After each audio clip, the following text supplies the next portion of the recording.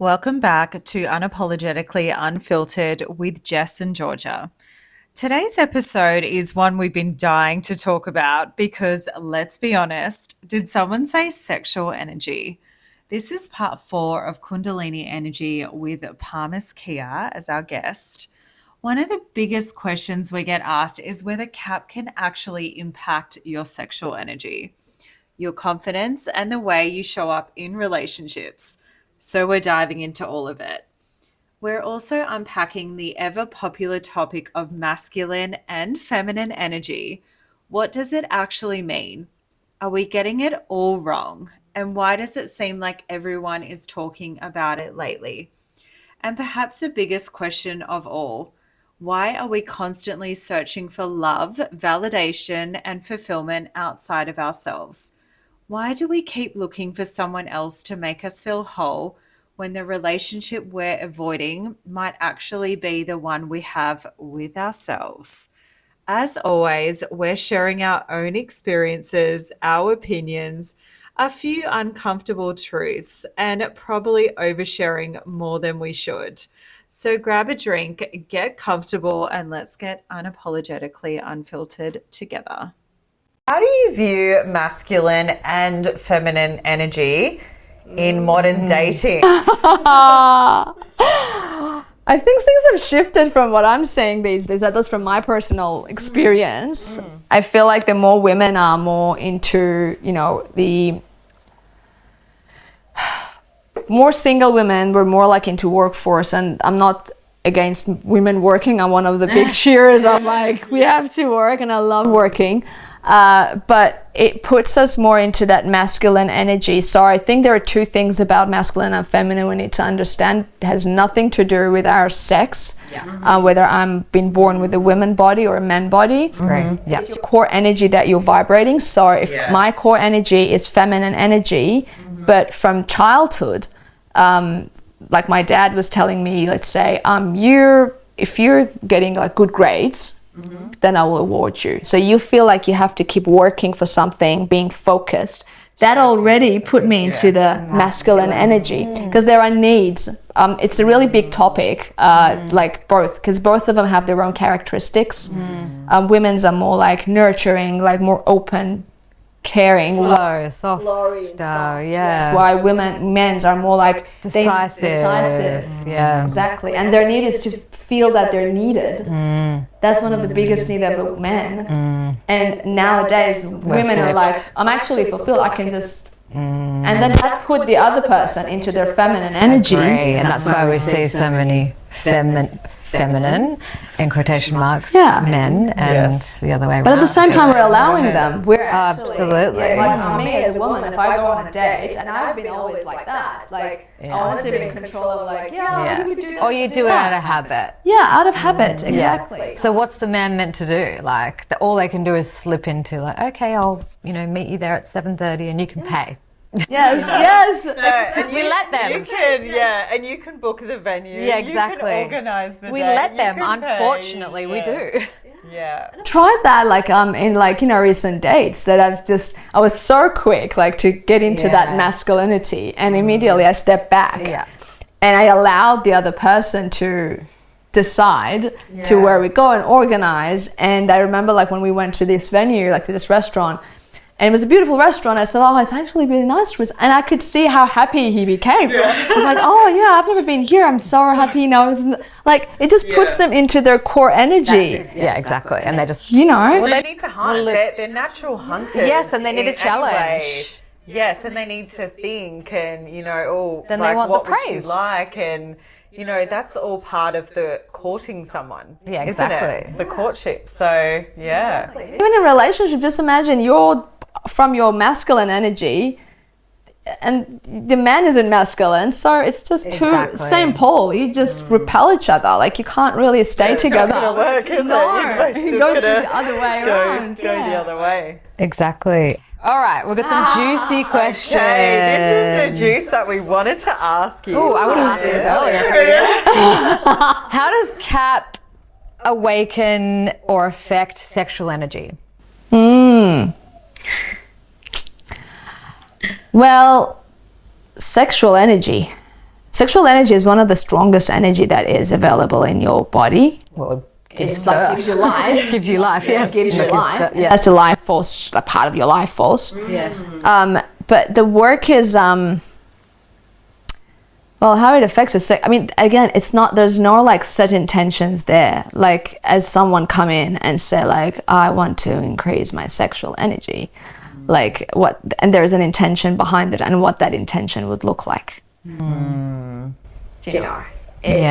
So they wouldn't be coming in for that, obviously. Yes. And I guess if you go back to the alignment, if you're living in full authenticity and you know what you want and you're getting what you want, then you're probably going to be more sexually activated. More, aren't Open up you? more. If you're more intimate with yourself, because that self-intimacy coming, that how much you are in touch and connected first and foremost with your own body, with your own skin. Do you touch yourself? Do you feel yourself?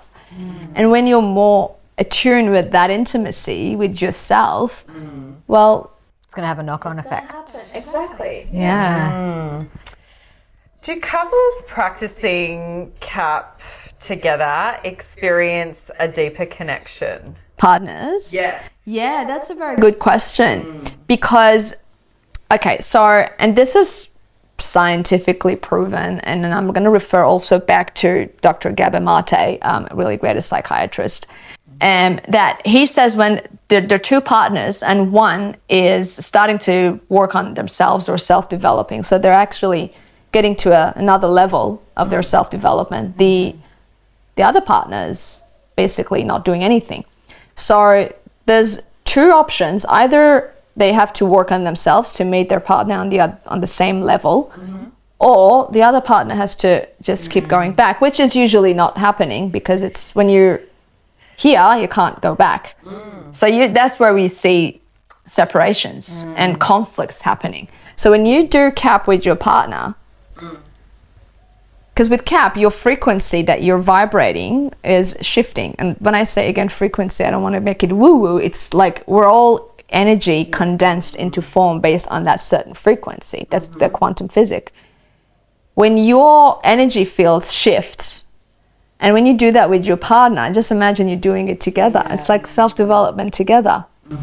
So you meet each other, and then it could actually deepening your connection as well.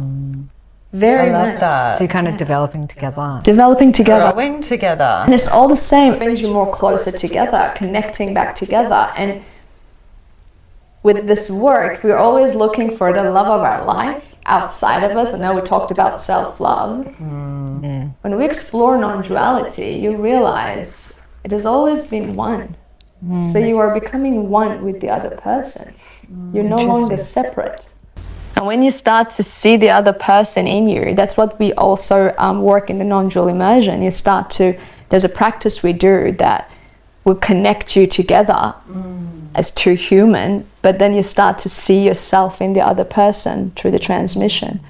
That realization of we're one, then that's what pure love is. You no longer look at your wife or your husband or your boyfriend or girlfriend as like, oh, that idiot just did that to me. Like, no, you become mirror of each other. Yeah, you have a deeper understanding, I guess, and More compassion towards yourself and towards the other person. Meet them on a different level. yes, because you're more in sync, I guess.